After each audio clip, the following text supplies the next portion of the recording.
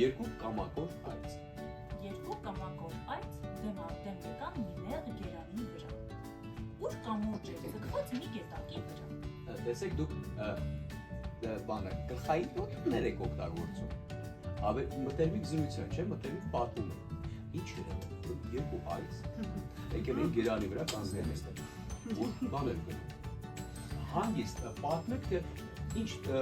պատկերացրեք որ այս պատմությունը դուք տեսել եք, հիմա եկել եք մեկ ուզում եք պատմեք։ Ոչ թե ես անգիր արած տեքստ եմ կարդում, այլ պատմում եմ։ Երկու կամակոր այծ դեմ առ դեմ մի նեղ Երկու կամակոր այծ դեմ առ դեմ եկան մի նեղ գերանի վրա։ Ուր կամուրջ էր ձգված մի գետակի վրա։ Տեսեք, որ բանն է, ուր կամուրջ էր ձգված մի գետակի վրա։ Արդեն ինտոնացիան իջնում է։ Որտեղ եկան։ Այնտեղ որ Ովը եւ շունը վիճում էին միմյանց հետ եւ ամեն մեկը պնդում Ինչ էին անում։ վիճում Վիճում էին միմյանց հետ։ Ու պնդում որ ես եմ չգիտեմ ինչ որ։ Եզը կովը եւ շունը վիճում էին Տեսեք, դուք ոչ մի վերաբերում չունեք, ոչ եզը կովը ովքեր էին։ Եզը, կովը, Եզը, կովը եւ շունը վիճում էին միմյանց հետ եւ ամեն մեկը պնդում էր, թե մեր տերը ամենից շատ ինձ է սիրում։ Միջին տեմպով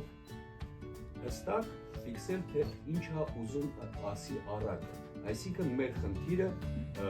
գաղափարը թե ինչի մասին ասա առաջ բերել։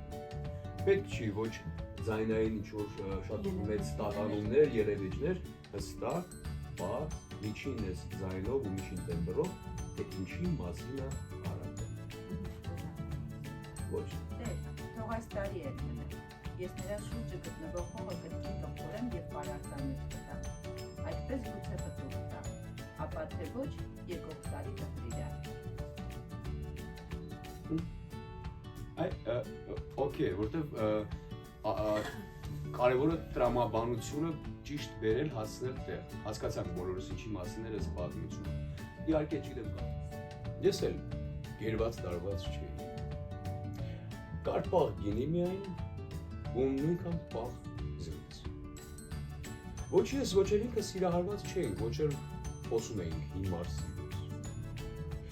Հետո ինչպես եղավ, որ տաքացավ գինի ու տաքացավ խոսքը ու տաքացավ։ Ինչքան խմեցի ես ասած անուշ լինի, ինչքան խմեցի ես այնքան գեղեցկացավ։ Այնքան գեղեցկացավ, որ չեմ հիշում հիմա, թե մինչև այդ ինքն իր ինչին էր նման։ Հետո երբ դուրս ելանք, թվաց թե նա շրջազգեր չի հագել այդ փոթորիկ։ Հետո փոթորիկն այդ տեղափոխվեց իմ մեջ, հետո փոթորիկն այդ փոխանցեցի նրան, իմ մատների միջոցով իր թևին։ Հետո փոթորիկն այդ մեզ երկուսից քշեց, թավալ գլոր տարավ չգիտեմ ուր, բանալիով ջարդեց ինչ-որ մի դուռ, եւ քանի որ արդեն հոգնած էր շատ, փոթորիկը փակեց մահճակալին։ Հսկա փոթորիկը նեղրիկ մահճակալին, որպեսզի իր փոքր հանգստանա։ Հանգստացավ, երբ որ աղավոտն բացվում։ Հիմա կանգնած այդ նույն